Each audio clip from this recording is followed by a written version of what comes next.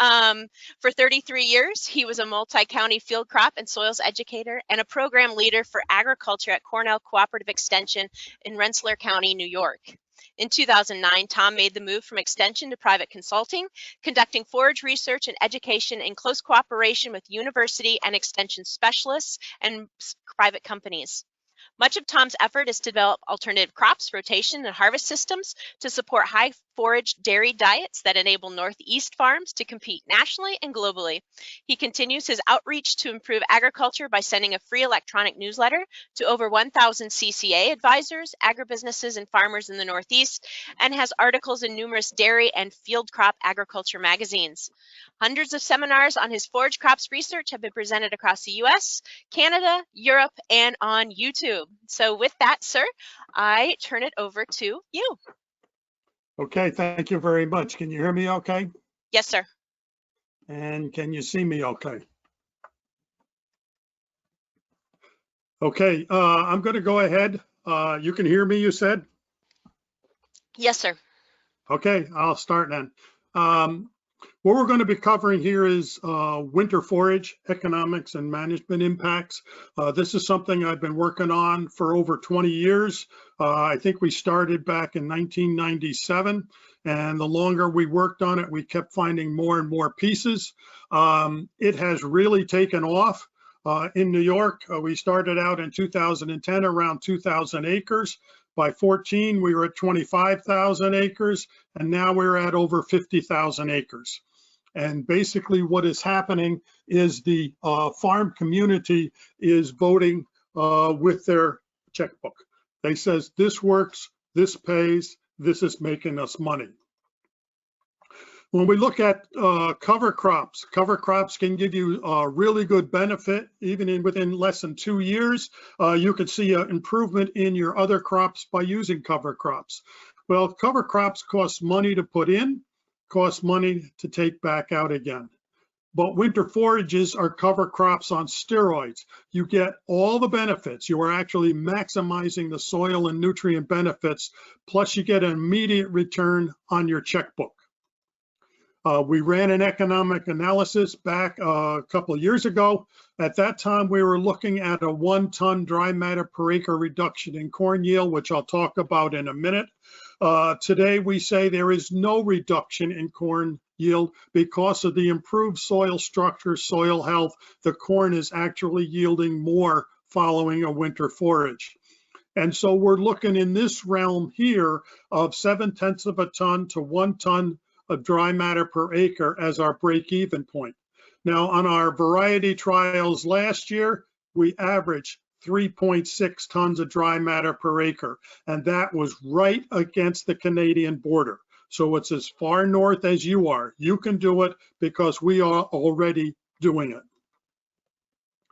The big piece is improving your soil structure, the benefits to the next crop. Corn grain yields increase. Soybean 3-year average increases. Nitrate in drainage water. You have a lot of lakes in your area. Water quality is a big issue. We're reducing the nitrate in drainage water 28 to 38%. What you're doing is you're taking money that was leaking out of your pocket and you're changing that over to being a protein supplement for your cows. And then we have a lot of clay soils that don't drain very well. We increase the surface permeability 7-fold by simply using winter forages and then following a crop into winter forage stubble. In yields, when we look at where we have a cover on the ground, the corn is going to be yielding more over a range of nitrogen conditions. But what I like about it is the surface that is left. This is what it looks like after you harvest winter forage. We have residue to keep the soil from washing away. We have material to catch raindrop impact to keep it from sealing the soil over. But we don't have a whole lot of garbage there to keep the soil cold, and we don't have a whole lot of stuff for the slugs to hide behind. So the slugs don't have cover to come out and then ruin the crop next to it. And I just found this morning is that there's actually a predatory beetle on slugs that likes winter forages. It lays its eggs and hides in them, and so then you have an additional predation. So we can grow really good corn crops right after winter forage. We use a clearing coulter to push aside the allelopathic effect. The residue here is going to leave compounds in the soil, and that will inhibit the next crop like corn, sorghum, teff, etc. It doesn't affect legumes. But if we use a clearing coulter to just push aside a thin layer, then we can come in and plant right into that, and we have no problem with allelopathy. I do want to caution you, I'm going to be talking more about the nitrogen in the soil system that we're using. But if you don't fertilize your winter forage enough, this winter forage will suck out every bit of nitrogen in the soil, and your corn will grow slow and yellow in the spring. To get around that, you can put some pop-up nitrogen in, and that corrects the issue. But what we found is if you fertilize the winter forage correctly, and I'll be talking about that more, you don't need to do that because there's any nitrogen not picked up is there as a residual for your corn crop to use. We've used it as a following crop to sorghum sedans. And in this case, they took off the sorghum sedans, no-tilled in their winter triticale. The sorghum sedan came up, the triticale came up, the sorghum sedan died on the first frost and gave a wind barrier to the drying cold winds to protect the winter forage. But the other thing it did is if you look at this upper right picture up here, that's what that field is. There was a stream in the back, it flooded on through, there was no soil erosion. We completely eliminated soil erosion, and in fact, the farmer reported gaining soil wherever the water had run. Now, growing winter forages is backwards from normal farming. Normal farming, we plant in the spring and we harvest in the fall. Winter forage, we plant it in the fall and we harvest it in the spring, a backwards system. In the rotation, it can increase dry matter harvested per acre 25 to 35%. You're harvesting 6 to 10 tons, and actually now that is up to 15. I just heard of a farmer in Ohio that was getting 15 tons of silage, 35% dry matter silage per acre. But you're harvesting that before the spring grasses or legumes are even ready. Look in the background. There are no leaves on the trees, but this farmer is mowing 3 tons of dry matter of very high quality forage. Putting that in the diet, we're talking about stuff for the high cows. We're not talking about heifer feed. We're not talking about dry cow feed. We have forage that farmers and nutritionists are growing specifically to put in the diet in the summertime, because when you get the summer slump, when the heat is on, the animal's intake goes down. But putting a higher digestible forage into the diet, like the winter triticale, winter forages, the summer slump disappears and the cows keep milking right through the winter, right through the summer. These are some fermented samples that we had. If you look at crude protein, our target is 20% crude protein. You will get that if you put enough nitrogen and sulfur on the field. Without sulfur, you won't get above 15%, and you'll see some of this data as I look later on. But we are targeting 20% crude protein, and the NDFD 30s is equal or better than some of the BMRs that are out there. So it's a highly digestible forage for your animals. When you put winter forage into your rotation, you can reduce winter and perennial weed pressure by simple competition. Nothing can grow underneath this rapidly growing aggressive crop. It controls particulated and dissolved phosphorus losses. You have all these waterways around you. You don't want algae blooms in them from the phosphorus.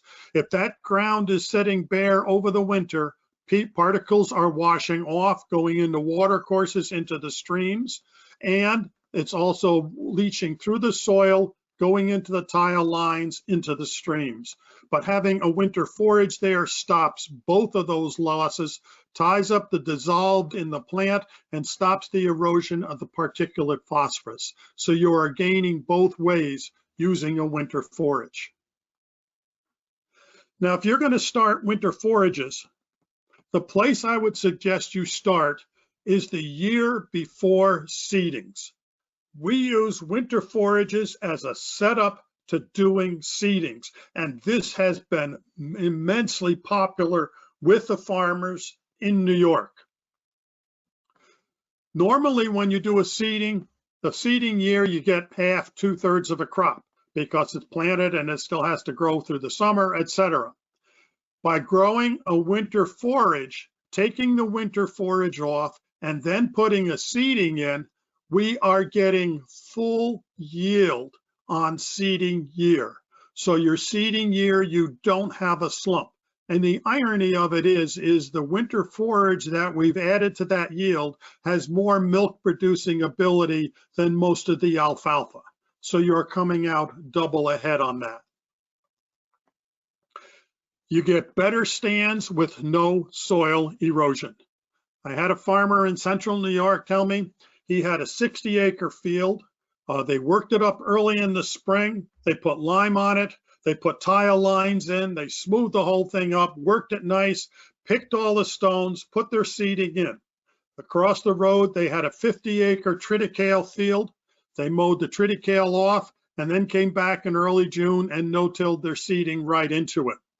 By late June, they got 4 inches of partly cloudy in about 15 minutes. And he said our field that we put all our effort into was a mess. There were gullies all through it. There were stones washed out. The seeding had physically washed off the field. And he said across the road was 50 acres of the nicest alfalfa in the triticale stubble that had no damage whatsoever. So no tilling into a triticale stubble or a winter forage, winter rye stubble can make a big difference on soil erosion. This farmer took off his triticale, and in part of the field, it got rutted up a little bit. So he came in, he chisel plowed, he disked, he rolled, and he seeded all those steps.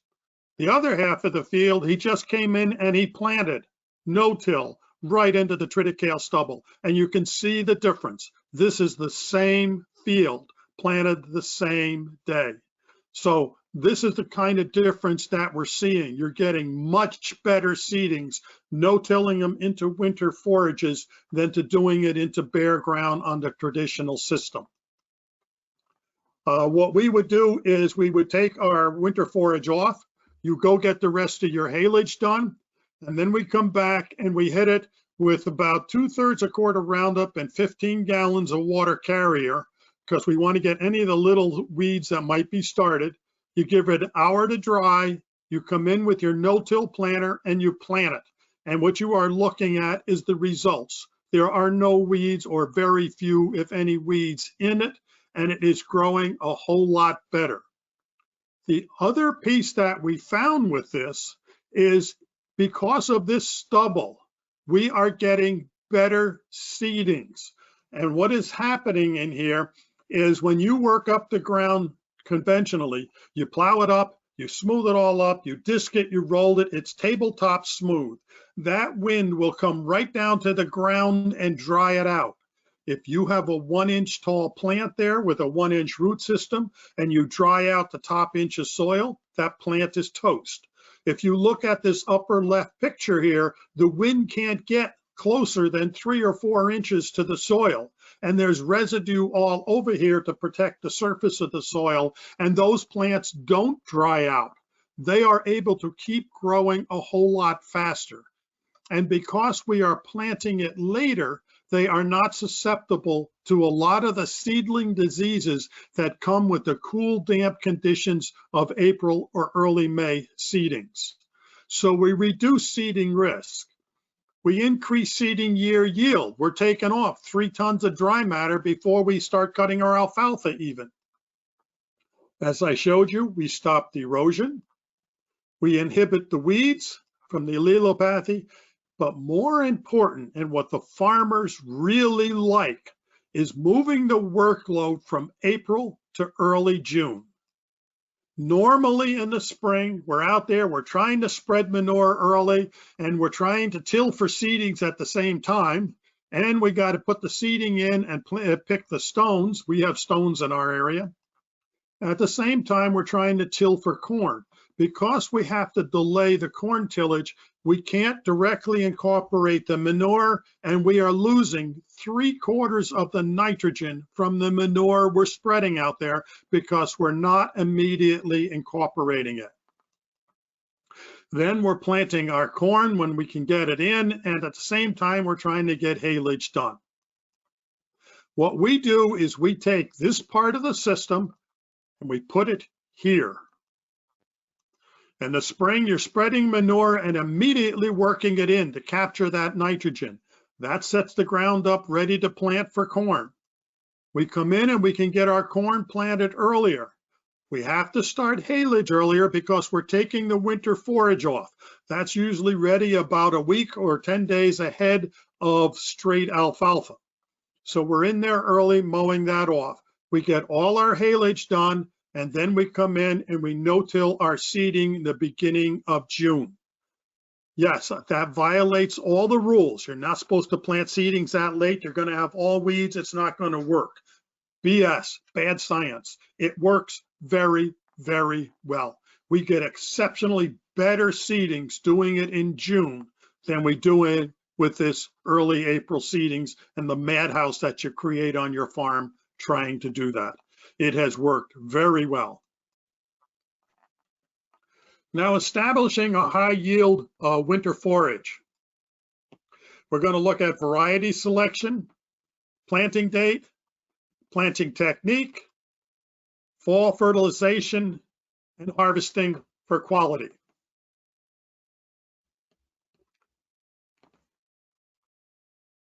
First of all, what do we plant? Everybody gets excited about cereal rye. That's what we always use. Triticale will survive if planted right. We grow triticale right up to the Canadian border, and the Canadians are now importing tractor trailer loads of triticale. And you look at yield, this is a whole bunch of studies done in New York back in the mid-2000s. The triticale was higher yielding than the cereal rye and the wheat.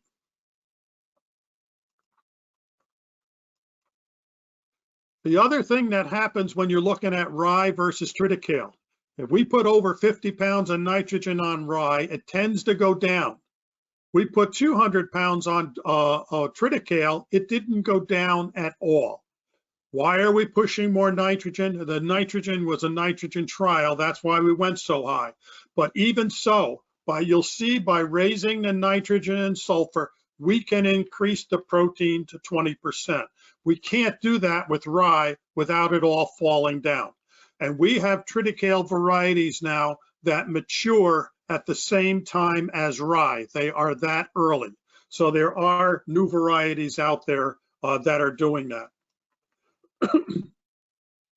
When I started doing this research, I kept getting yields that were, 2.25 ton, maybe 2.5 ton to the acre. I knew down in Pennsylvania, they were getting 5 ton to the acre. And I'm saying, why are they getting it? Well, I used to live down there, and they have a warmer, later fall. It gave more time for the plants to tiller. Where you're located is like we have in northern New York. You have a short season. It goes from summer into winter rather quickly. So we need to look at planting date, and this was critical. 10 days to 2 weeks before we plant our wheat for grain. We need to get our winter forages in the ground. Planted on time, you're looking at a really thick, high tillering crop. Planted late, you're looking at mostly bare soil. It had a huge impact on our yield, on our soil erosion, on our nutrient uptake, our weed control, and whether it was harvested early or late. By planting early, we get more tillers. This is our wheat planting date right here. By moving it up to an earlier planting date, we get more tillers. More tillers means more yield potential the next year. So we want to plant it earlier. For up in the Green Bay area, you're probably targeting the 1st of September to get it in the ground. By planting it on time, we got 30% higher yield. So it pays. Planting on time, it came off a week earlier in the spring. So it pays. Planting on time is very critical. Now, I know the realities of farming. Stuff happens, the corn didn't get matured, it may have gotten in late, you had bad weather or whatever, and now you're not going to be 10 days to 2 weeks ahead of the wheat planting day. Plant it anyway. You will get less yield, but you will still get good yield, and you will still get high quality forage.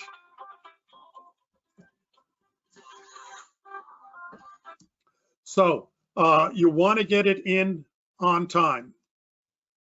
The big thing is not to put more seed out there. I know a lot of seed salesmen are going to hate me for this. They say, well, if you're planting a little later, bump the seeding rate up to 120 or 150 or 175 pounds an acre, it'll going to make up for it.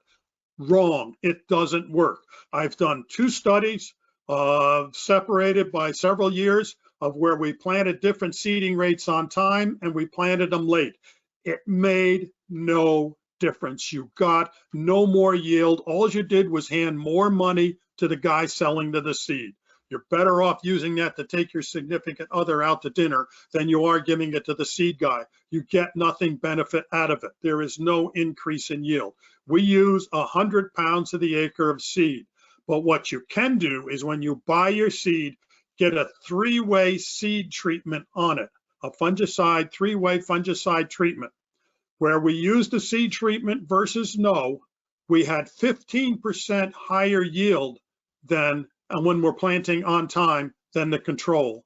If we were planting late, we still got less yield, but we got 28% more yield with a seed treatment than with none. So if you're planting late, still use 100 pound to the acre seed rate, but use a seed treatment, a 3-way seed treatment on it. Now, if we're going to be planting this earlier, that's going to crowd our corn. So we may have to shorten up our corn season. And that makes people hysterical sometimes. I don't want to give up my corn yield. My corn's giving me all this yield. I don't want to lose any. Well, Dr. Cox looked at the yield of corn varieties. And for every 5 days that you shortened up the season, you lost 3/4 of a ton of silage. So if we went from 105 day to an 85 day, we lost 3 tons of silage, or about a ton of dry matter, which is 3,780 pounds of milk. Using our average triticale yields with the shorter season corn, by adding the triticale, we are gaining 2.5 to 3.5 tons of dry matter, 10,000 to 14,000 pounds of milk in trade for losing 3,700 pounds of milk. You are further ahead with a shorter season corn and growing a winter forage than you are growing a longer season corn. That said, this yield reduction does not always occur. 2 reasons. First of all, as I showed you earlier, if you are improving your soil health and your soil structure, your yields go up. You saw that 3 to 5% yield increase. Secondly, what we have found with variety trials here, and Jeff Jackson out in your area agrees, is that shorter season corn, the breeding that has gone into shorter season corn, has actually increased the yields, so now we're not seeing a yield reduction like they were seeing before. And I have shorter season corns on this, the 85 days, 80-day corns. There are some excellent ones in that 80 to 85 day that will really crank out the yield. And then you add the winter forage on top of it, you just increased your yield 25 to 35%. Now, planting on time. The benefits accrue according to the biomass that you produce. This is what we want to see going into the winter, not this right here. As we plant earlier, we're going to get more biomass. The amount of vegetation out there increases. The amount of tillers, as I showed you, increases. But more important on that, this is where our target planting date is. Excuse me. This is our target planting date. As we increase the amount of biomass, the amount, excuse me, the amount of nitrogen that we are storing in the soil, in the plant, goes up. We have stored 120 to 180 pounds of nitrogen going into the winter. This is a green manure storage system. Now, typically what we have on manured fields, you put the manure on in the spring, it's releasing all summer.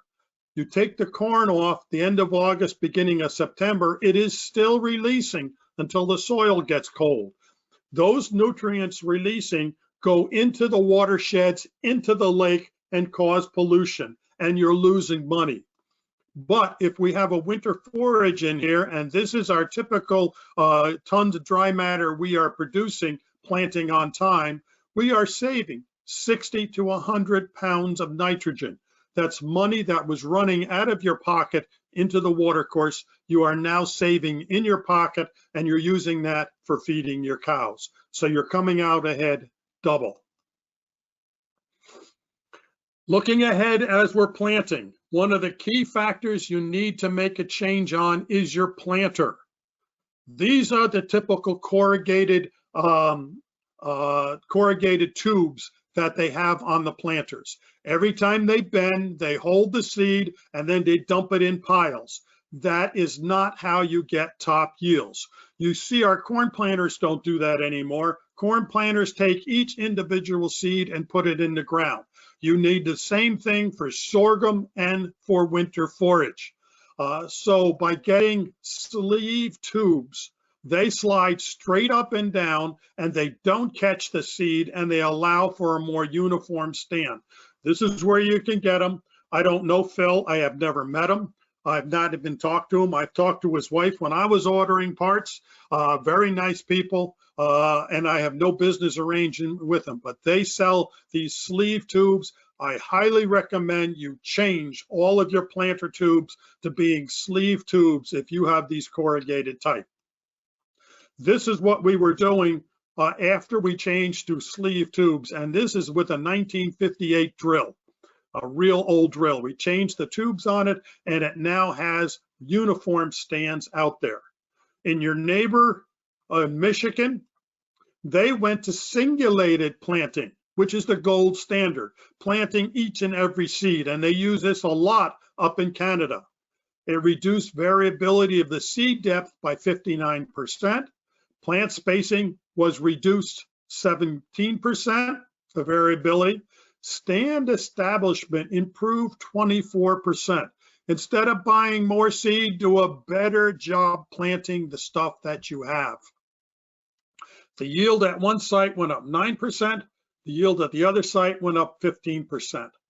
I had to deal with this for multiple years because the drill that I had where I was doing research, we did not have the funds to buy a new drill. And when a friend of mine brought in his singulated drill, it made a huge difference.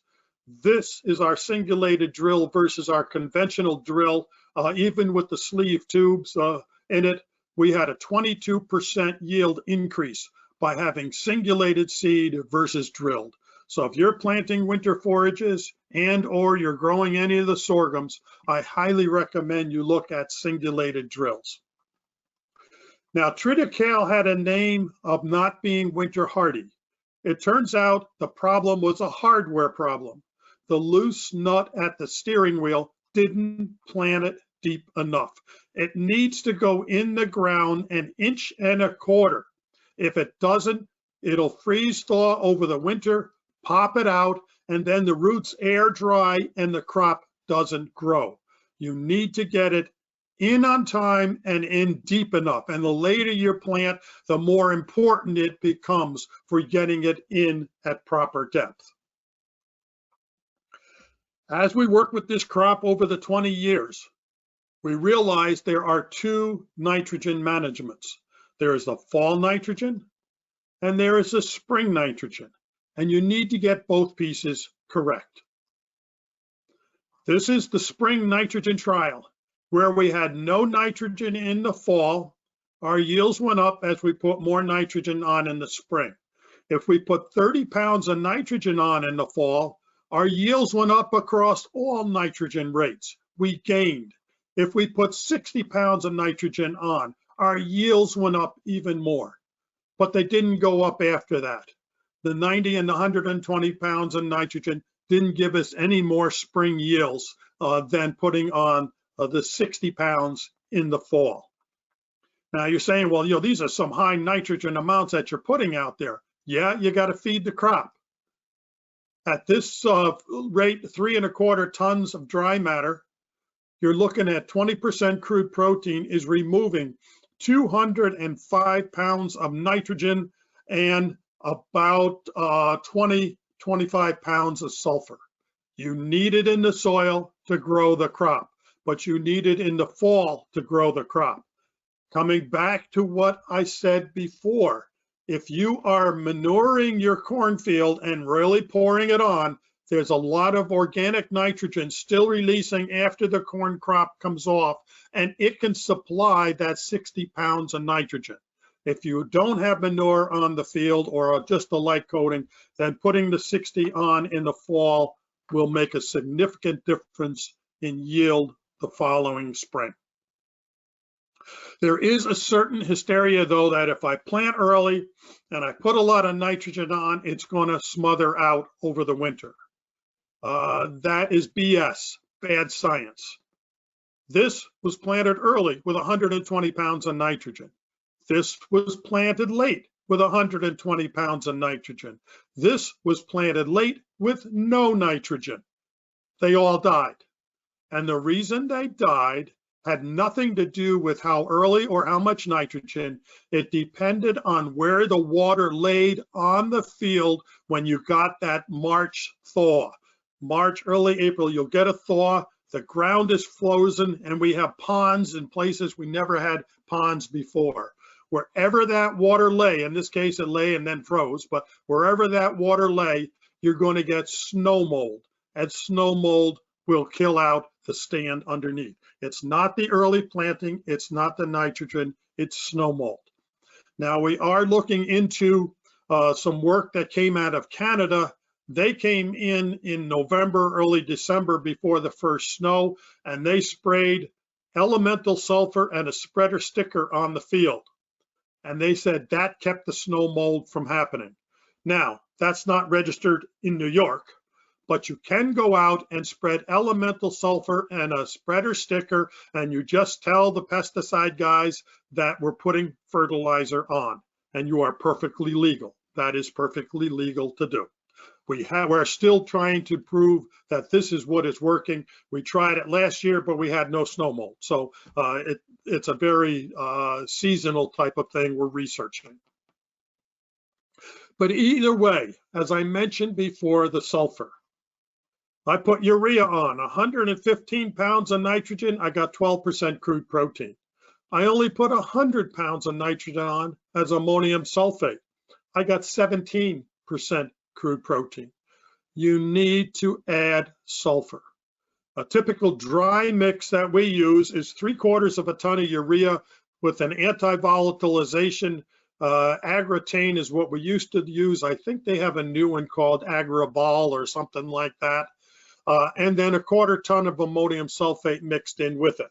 Gives us a 38006. We come in the spring and put that on, and that meets our needs to supply the sulfur for the high protein. Now, when we were doing this research, I was working with Dr. Ketterings at Cornell. I have a bunch of tests that are in this chart. And one of the things that they found was, lo and behold, there was a whole bunch of fields that got up to 3 tons of dry matter per acre at 0 spring nitrogen. I said, hey, that's what I want to do. I don't want to spend money on fertilizer if I can help it and still get full yield. Every one of these fields had manure on them. They dumped a bunch of manure on, worked it in, and then planted the crop. So we were looking at that. And I had a farmer friend of mine, Curtis Martin. He says, I'll do that. So he went and plowed down a bunch of hog manure. I mean, immediately he spread it and immediately right behind incorporated, not 4 hours later, not the next day. He was capturing all the ammonia. He came in, he planted his crop. We came back in and put a nitrogen trial on top of it. We were getting up to 3 tons of dry matter, but there was no significant yield difference from 0 to 120 pounds to the acre. I thought, this is working pretty good. That could be a way we can get rid of manure and not have to buy fertilizer and get 20% crude protein. I was wrong. When we looked at the protein, the 0 spring nitrogen on the plowed down manure was 9% crude protein. Where we put 120 pounds of nitrogen on, it was 19% crude protein. We needed the nitrogen in the spring to meet the needs of the crop. If you look at the economics of doing that, well, that 120 pounds of nitrogen is about $84 worth of fertilizer.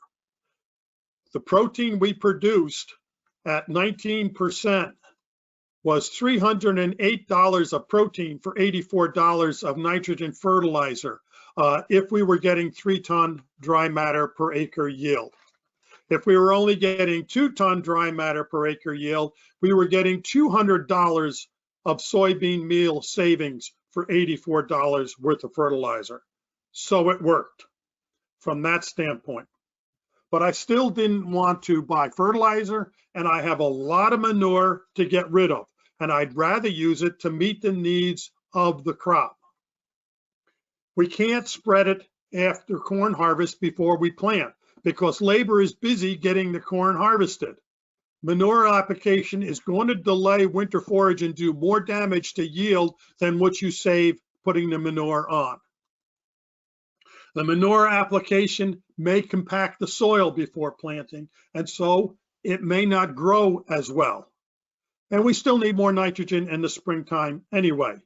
So I just saw, I had heard an earlier conference in Penn State, and they were saying the same thing. If you get a choice between planting your winter forage and putting on manure, plant your winter forage. That is the most important thing to get in as soon as you can. We do not suggest top dressing manure on in the fall or spring. This picture down here is typical of what our winter forage looks like going into the winter. That's 8 to 12 inches tall. You spread manure on that, it's going to get incorporated into the vegetation. We have one farm that we were pretty sure that's what they did. They had some horrible results. You mix manure in with a high sugar, highly digestible forage, and you put it in the silo. They had a slimy, maggot-filled mess that, in spite of the nutritionist saying, don't feed this to the cows, they fed it to the cows and killed a couple of cows. You do not want to do this at all. Better off, if you're at this stage, to go ahead and put fertilizer, nitrogen, and sulfur on than to use manure. That being said, we looked into another option. This happens to be a bazooka injector, and no, I don't own any stock in the business. It runs at a shallow angle, lifts up the sod, tears it up without slicing it. A finger unit will smear the sides and bring up stones. A smooth culture will smear the sides and not let the manure soak in. The wavy culture lifts it up, pours the manure in, and then it soaks in sideways into the crop underneath. We put 14,000 gallons down at 2 o'clock in the afternoon on a clay soil, and the next morning the only thing in the slot was a thin film of organic matter. So we came in to early planted or on-time planted triticale that was 12, 14 inches tall. Opened it up, lifted up, put the manure in, and then pushed it back closed again. We were putting 8,000 gallons of manure per acre on. there was no smell. We did this the Monday before Thanksgiving. The last Monday in November is when we did this. And when we did it, the soil is cold, so all the nitrogen stays in the ammonia form until spring. And then as the soil warms, the surface warms up, and then the deeper layers warm. And so the triticale starts growing before the ammonia starts releasing from the manure. But as it releases, then the triticale or the winter forage is there to grab onto it right away. It's an environmentally sound method that allows you to unload manure in November and December and still have it there in the springtime. We have a closing coulter that pushes that slot closed. I don't know if I had it set right. We think if we came back with a roller the next day, it would have left a smooth field, pushed everything flat. We've also found we can use the same system on intensively managed grasses. This is Paul Sarasoletti up in the Catskills, and they came in this winter and injected the manure right into the grass fields. They said they were saving $60 an acre on cost of nitrogen. Yes, they did pop up a ledge rock here or there. They were running it at a 6-degree angle. If they ran it at a 4-degree, he said, I don't think we even would have popped up that one stone. So it's a system that has huge potential. On every farm, I've done the calculation. You usually can pay for these units in 1 year on nitrogen savings. So it's something to seriously consider for feeding your winter forage. Where we did this study, I planted on time with no manure. As we increased the nitrogen in the spring, the crude protein increased. Remember, we were shooting for 20% crude protein.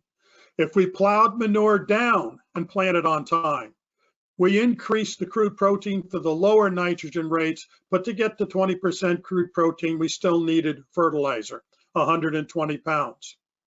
If we planted it on time and then came in November and injected 8,000 gallons of manure, we started out at 17, almost 18% crude protein. And we got to 60 pounds of nitrogen, we were at 20% crude protein, half the nitrogen rate.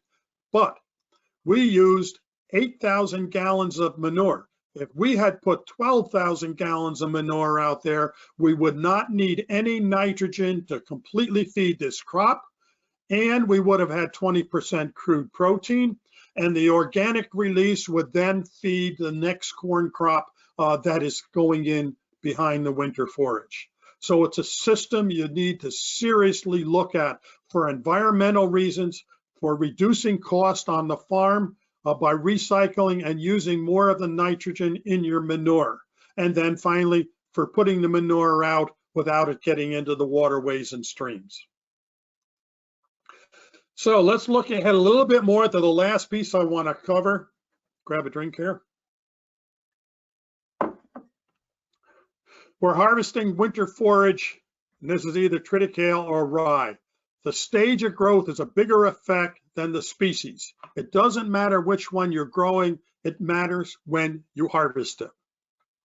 Quality goes down as yield goes up. And what we are targeting is stage 9 or flag leaf stage. When you're looking at your plant out in the field, this is stage 8. There's another leaf rolled up here, still coming out. This is stage 9. The last leaf is out, there isn't another leaf coming out, and right here is the stem, the head, ready to burst forth. Stage 8 happened on a Thursday, stage 9 happened on a Tuesday, and in that time, we had a 35% yield increase. So you want to hit it at the right stage. We don't let it go through to early heading or boot stage, as they say, because you're starting to lose quality. That being said, two things. First, if it at stage 8 and they're expecting 4 or 5 days of warm, rainy weather, harvest it at stage 8 if you're feeding this to milk cows, because you need the quality. You don't need a whole bunch of fiber out there. Secondly, if you're at stage 9 and you can't get it harvested, but the temperatures are cold, and up in Green Bay, it's not the tropics, I know, just like northern New York isn't the tropics, and so the temperatures stay low. You can often harvest it at stage 10 and have the same digestibility at stage 9. If it goes down into the 30s or below 40 degrees at night, and it doesn't get real warm during the day, it'll hold quality over a longer growth period. So that's adjustment that you can make for the Green Bay conditions. Harvesting this, you need to use the wide swath same-day haylage system. That's critical. It's a high sugar crop. 20% at harvest is common. It's high yielding.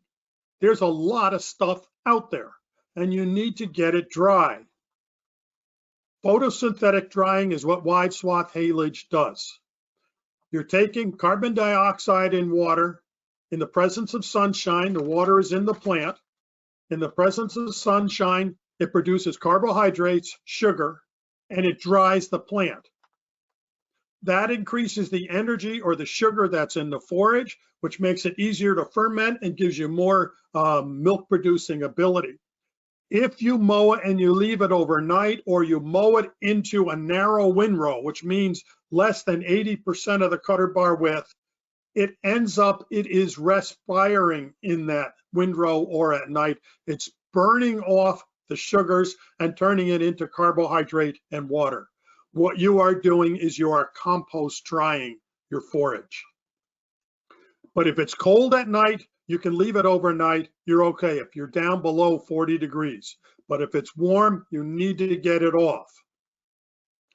This farmer was mowing, and like any farmer, he didn't want to drive on the haylage, so he put the deflectors in on the front, and he had 2 piles here. The piles will not dry. The sun is not shining there. They are packed together, and they're basically composting. And the sunlight is not hitting the surface of it. He is at, when I totaled this up, he was at 66% of cutter bar width. Adding insult to injury, he had these deflector shields on, and as it hit, it made a lump and then dropped. And the better the quality of the feed, the bigger the lumps that you make, and lumps do not dry. So we opened up the front shields and we flipped up the back and let it flow out the back.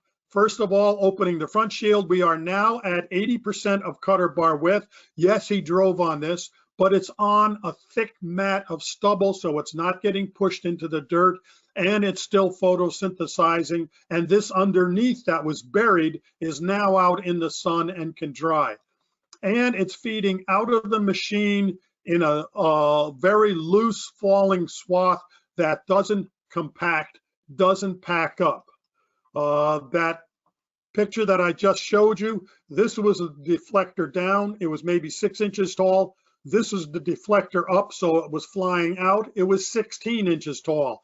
The sunlight could penetrate it. The air could penetrate it. This will photosynthetically dry faster than all the lumps that you made here.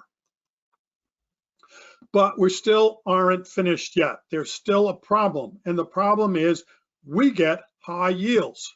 This is first cut alfalfa. This is a low yield of winter triticale. This is the average yield of winter triticale, and this is the high yield of winter triticale. And actually, this should be 15 because we have farmers that are now getting that much. It comes out the back of your mower and it lands with a splat. And what it'll do is normally it's drying on the top and it's composting the thin layer underneath. But with a thick layer, it's drying on the top, but it can't dry underneath because there's such a mat of material there because your yields are so high. So the simple answer there we found is you mow it wide. 2 hours after mowing, you're mowing it at greater than 80% of cutter bar width. 2 hours after, we come in with a tedder and we lift and loosen it. That's going to speed the drying of it. I had a neighbor that had a 75-acre field right behind my house. I can look out my window and see it. and he had a 14-ton triticale crop out there. And he mowed it, he laid it wide, and he complained to me and he said, it's not drying. I said, you need to get that tedded. So I looked out my window, and here goes this little tractor with a twin tedder behind it, another little tractor with a twin tedder behind it, and a third little tractor with a twin tedder behind it.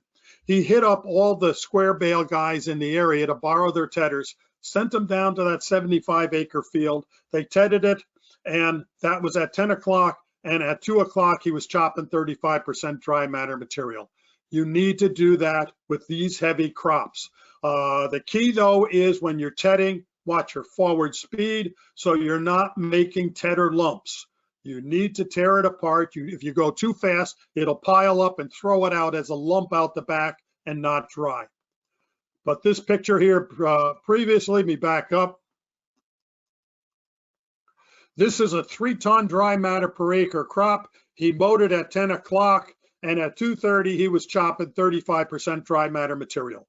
It can be done. It is being done using the right techniques. So in the harvested triticale, you want to mow wide.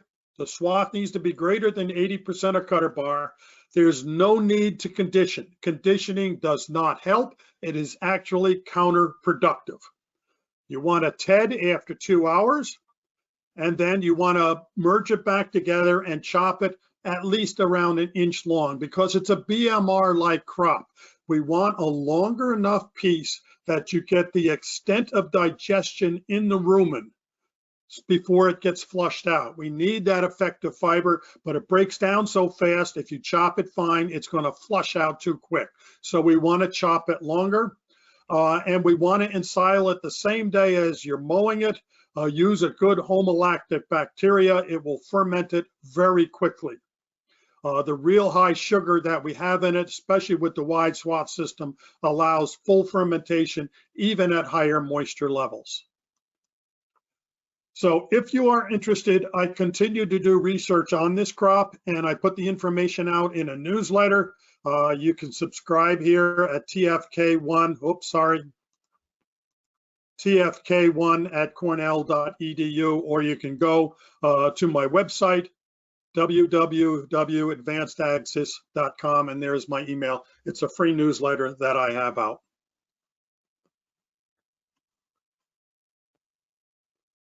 All right, thank you, Tom. So I know some of us need to be moving on to our next point of the day. So I'm going to wrap up, but Tom has graciously volunteered to stick around after the webinar to answer your questions. So just a few housekeeping items. So if you don't already, soon you should see a link for a survey in your chat box. If you would, please take a moment to provide us some feedback on today's event. If you don't have time at this moment, you'll be receiving the same link in a follow-up email after today. So also just a reminder that we do have 3 breakout sessions coming up the next 3 Tuesdays from 9 to 10 a.m. They will be on, and I see Emily's posting them now, manure management with John Vandenboom, grazing with Adam Abel and Dan Dietrich, and irrigation with John Vandenboom again. So you still have time to register if you haven't, and the URL is posted there. And the next slide will show us our QR code. So if you need CCA credits for today, if you are able to, you can scan that code. Otherwise, please put your first name and last name in the question box along with your CCA number, and we'll make sure and get you the credits for today. Last but not least, I want to thank you all for coming to today's Lower Fox Farmer Roundtable. I'm confident, as I know I am, I was able to take away some new insights, some information, and some enthusiasm from listening to today's speakers. I also want to take this last opportunity to thank our Roundtable sponsors, as well as all of our presenters today, because without them, today would not have been the success that it was. And for those of you who want to stick around, we will be back with that question and answer. And in the meantime, again, thank you again, and I look forward to seeing most of you again next Tuesday from 9 to 10 a.m. when we talk to John Vandenboom. So thank you all, and we will go to questions with Tom. So I do have a few questions coming in. The first one is your research primarily focused in tilled systems, and do you believe the same principles would apply in no-till systems? Personally, I prefer a no-till system. I think that takes maximum advantage of that stubble that is left there. If you chisel plow a triticale field, you'll want to consider no-till real fast because you've got a whole bunch of large softball-sized root lumps all over the place. So I would go ahead and no-till right into it. As I showed you that one picture here, I don't know if you can see this picture or not, but having that type of a system, no-till works very well. Excellent. We did have a question about pest management. So some years we do have some problems with armyworms. Have you seen any issues with insects in some of your winter trit and rye rotations? All right, when the moths move into this crop, because of our harvesting time, you're basically, the armyworm is just increasing the protein. They're getting chopped up in no time at all, because this would typically come off for your area. You're probably looking at the 20th to the 25th of May up around Green Bay, depending on the year, of course. In our areas, we're between the 5th of May and the 20th of May, depending on the season. We were going earlier and earlier. Now we're moving back to later and later. Very typical between the 15th and 20th of May. If any armyworm gets in there, they're still real small. They're going into the chopper and into the silo. Excellent. Again, I remind you, if you have questions, please post them in the question component on your control panel. We had some discussion earlier, Tom, about bags as well as drive-over piles versus upright silos. Do you have an opinion on how we store this forage and what's ideal? If you use good siling practices, any one of those can work. If you're putting it in an upright, you need to get it at 35% dry matter because that's a lot of hydraulic pressure if it's wetter. We can ferment it a whole lot wetter, but you're hauling water. And if you're putting it in an upright silo, that could cause problems. Probably the biggest thing, regardless of where you're putting it, is to simply use a good quality inoculant so that you get good fermentation. In bags, probably the biggest concern I have with the bags is the quality, the condition of the bagger. As the teeth get worn, they get rounded. And so it's like a fork mashing potatoes rather than pushing it in. And so rather than pushing the feed into the bag, you're just mushing it, and that's going to increase the amount of liquid running back out again. In an upright silo, as long as you're doing that longer length of cut, you are better off. It's going to reduce potential leachate. Funny story on that is I had a farmer who forgot to change his chopper from when he was doing haylage, and he chopped all his triticale at 1/4 of an inch. They put it into the silo. They packed it real nice. They put the plastic over the top and tucked it in. And he said, as the week went by, this bulge on one end of the silo got bigger and bigger. And one day he heard a whoosh and the entire plastic was yanked off the whole silo, laid out flat, and a wall of liquid went running down across his field. He had chopped it too small, and the smaller you chop it, the more liquid you're going to have running out. That's why we like to see around 3/4 of an inch to an inch length of cut, because this is a highly digestible, fragile fiber that we want to stay in the rumen, and we want to reduce the leachate. Excellent. The questions are coming in now. What about no-till drill seeding early in spring before growth of forage takes off if the soil is fit? Okay, I have done frost seeding with red clover into triticale. This is before we knew how to grow triticale. The triticale was planted in October, so it wasn't a real thick stand. In the spring, it was a heavy soil. He came in, the ground was frozen, and he broadcasted red clover on it, and he had an excellent stand. Now that we know how to grow winter forage, we plant it earlier and we put nitrogen on. Nothing is going to grow underneath it. I tried clover underneath it, and there wasn't a single piece of clover except for where the drill missed. There wasn't a single piece of clover in the field, and clover is shade tolerant, which is one of the beauties of the crop. If you're managing it right, you're wiping out your winter annuals. They cannot compete with this crop. And so that's why we went to the point of gee, can we plant it after triticale is harvested? And that has worked phenomenally well. The first year I tried it, we had a drought. We took the triticale off. I came in, I planted the alfalfa. We had, I think, no, we had 3/4 of an inch of rain. I planted the alfalfa, and we had no rain until about the middle or end of July. A friend of mine looked at it in September, and he said, it looks like a 2-year-old stand. I don't know what it's growing on, but it's still growing. And that's the common reaction of the farmers. We don't know what it grows on, but it just keeps on growing. It really works as a system for putting in seedings right into the winter triticale, winter forage system. It is phenomenal well system to do. Excellent. Can you talk about the green bridge of insects when no-tilling corn after winter forage? All right, the more vegetation you have out there, the more bugs are going to be attracted to it because they like to eat it. But what we find is that if you look at the field after it's cut off, there isn't much left for them to eat. The birds move in really fast. They're looking for bugs also. And so we have enough residue to intercept raindrop impact. We have a massive root system to keep the soil porous and from washing away, but we don't have cover for the insects. We don't have anything for them to eat. And so you are reducing the insect pressure tremendously by not having a green mat there. I know the whole idea of planting green is one of the ways they're doing it, or killing a cover and leaving the mat there. There's trade-offs with that, and we eliminate those trade-offs, A, by making money growing some of the best digestible forage we can, and then secondly, removing that off of the field, so then we can get a really good crop coming on afterwards using a no-till system with a clearing coulter. Thank you, Tom. I'm not sure, but are you passionate about this system?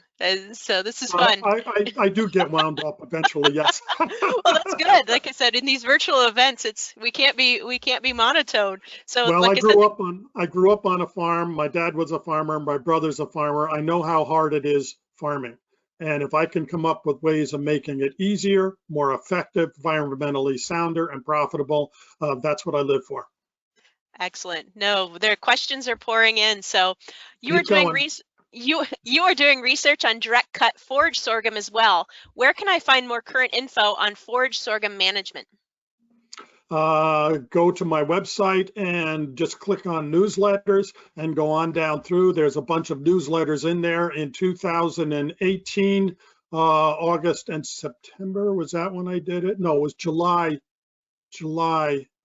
June and July of 2018, I think, has a whole write-up on variety trials, different kinds of sorghums. What did we do? What didn't work? We make mistakes. My job is to make the mistakes so you don't have to. So my farmer friend said, well, yeah, we know you're a professional screw-up. So, but that's what I do, is I make the mistakes so you don't have to. But go to my newsletters, and you can go down through the newsletters. And if you sign up for my newsletter, the January issue just had a breakthrough on male sterile sorghum, that research we are doing. And the February issue is going to have the feed rations that came out of that work. It is something that is really going to change the whole picture out in the field, especially with the use of sorghums. We are changing feed quality phenomenally using a whole different technique of growing sorghum. Well, I'm going to put in my newsletter. Well, and I'm going to put in a shameless plug. We're going to be talking a little bit about sorghum at the Focus on Forage webinar you're doing for us on February 10th, are we not? Yep, and I will be including, you will see the data there. Excellent. So for those of you who haven't seen that, the Focus on Forage webinar series from Extension, Tom will be presenting on February 10th, and that is from 12:30 to 1:30. So look that up. So we'll hear more about sorghum there. Next up question. So what do you do to mitigate allelopathic effects of rye and trit when seeding alfalfa after a winter forage harvest? That's the beauty of it. Legumes aren't affected. Allelopathy doesn't affect legumes. I says, oh, well, if that's the case, why don't we put it to work for us? It keeps weeds out. It keeps other garbage from growing. So why don't we put this to work? And so I took my drill and I went out and we went and planted some. We said, well, we don't know if this is work or not. Let's give it a try. So we did. It worked phenomenally well. Allelopathy works for you, when you're growing legumes. Now, if you're seeding an alfalfa grass mix, like we like to use meadow fescues and the like, there's a snowball's chance you're going to get the meadow fescue to establish. So what we do is we plant the alfalfa. When we take the first cutting off, we come back with the drill, run through the field, and we put in a little bit of meadow fescue, and we're in business. Excellent. But the allelopathy is working for you. So there are some questions. So up in Northeast Wisconsin, we're going to be looking at some variety trials on spring triticale. So do you have any experience with spring triticale and what we should be looking for if that becomes part of our rotation? I did a little bit of work with spring triticale. Put it bluntly, we had horrible results. I can't say the word that I want to say, but it was horrible results. It did not grow very well. It looked awful. It did awful. And I said, why are we growing this? And the guy said, well, because they wanted me to test it. So we tested it. But triticale, spring triticale, if I'm growing a spring crop, I'd rather put oats in. Now, that being said, they up in Canada, right across the border from you guys in Ontario, they're no-tilling spring wheat into frozen ground and got an 8% yield increase in grain yield by doing that. And so maybe that's the thing you need to look at, is if you're going to plant spring triticale, is use a no-till drill. A no-till drill will cut in a ½ inch into frozen ground, and you just tuck the seed right in there and let it take off after that. Something way out there for you guys to try. Yeah, that'll be interesting, because like I said, this is why we do research, right? So they're going to let me fail with spring triticale, so they don't have company. I like company in the sinking boat. So have you tried any companion crops with the fall planted trit to increase the diversity or protein content, such as vetch, peas, clover? That's interesting, because I was just listening to Kirsten from Penn State, and they did exactly that. I tried peas. Yes, the peas came up the next spring. When I looked at the amount of biomass that was there and the cost of the peas that was in there, I said, this is stupid. This isn't economical. There isn't, yes, it is there. And what happens is, because the plants are so small and still growing, they supply no nitrogen for the other crops, and it's just for themselves, and they contribute negligibly to the yield that's coming off. And so right across the board, Penn State and myself are in agreement. Don't monkey around with it. It's not economical. It's a nice way to sell seeds, but it's not going to be economical for you. You're better off putting the proper nitrogen and sulfur on to raise the protein and increase the yield, and you will get more yield than you will adding in a whole bunch of very expensive legume seeds that are there, you can show everybody, but they contribute nothing to the crop. Excellent. All right. Was I wishy-washy enough on that? No, you're pretty direct. That's what I like. Well, and that's where I think that sometimes, when we talk to universities, we're always like, well, it depends. So it's kind of it's refreshing, I will say, even as a university person, to hear something very direct. So we have that. I'm looking like I don't have any more questions, ladies and gentlemen out there in the cyber world. Do you have any more questions that you want to post into the question box for us? We'll give you a minute or two. As they're thinking about that. Oh, here comes one. As they're continuing to think, what about a 15-inch planter for establishing trit early in the spring with somewhat frozen ground? If you're using a 15-inch planter, you're going to have to turn around and come back again to get enough vegetation. It's something we dealt with sorghums. We planted sorghums in 30-inch row, 15-inch row, and in 6 or 7-inch row, and we prefer 6 or 7. You could do one trip across the field, but if that's the only machine you have, then you go across the field, come back at an angle, or come back, split the rows. It's not hard to do. I've done it. And you get a more uniform stand out there with less weeds. I want to maximize the sunlight that's intercepted as soon as possible. That's the whole gig we're working toward. Excellent. All right, you got another minute or two to type in a question. And I do apologize for being late there this morning. That was a screw up on my part. It's been It is. hectic. It is what it is. Like I said, Yep. it gives me the opportunity to improvise and wing it. So that's why I was laughing. That's why I get paid the big bucks, Yes. is to wing it. So, all right, ladies and gentlemen, any last questions for Tom today? I am And waiting to see the newsletter is on my website. So if you go to my website, you can decide if you want to sign up. If you don't, that's fine. You can still read them. I post them each month out there, and there's all back issues Oh, with a excellent. lot of this information and research is on there. Okay. I am not seeing anything in my Q&A queue. So with that, ladies and gentlemen, we will unless something comes in the next 2 to 3 seconds, we're going to wrap up today. Thank you, Tom, for joining us. We really appreciate the insights. And like I said, as we move to new systems here in Northeast Wisconsin, this was invaluable information. Okay, and if you ever want to do it again, I'm available. Wonderful. And like I said, for those of you, Tom will be joining us on February 10th again. And last but not least, again, so Emily has posted the thank you for attending slide. Again, these are our sponsors and our team members who helped to put this webinar together. So please thank them for their time, energy, money, and efforts. So we love to be able to bring new and exciting education out to the landscape. So with that, thank you again, everyone. Bye-bye. See you, Tom.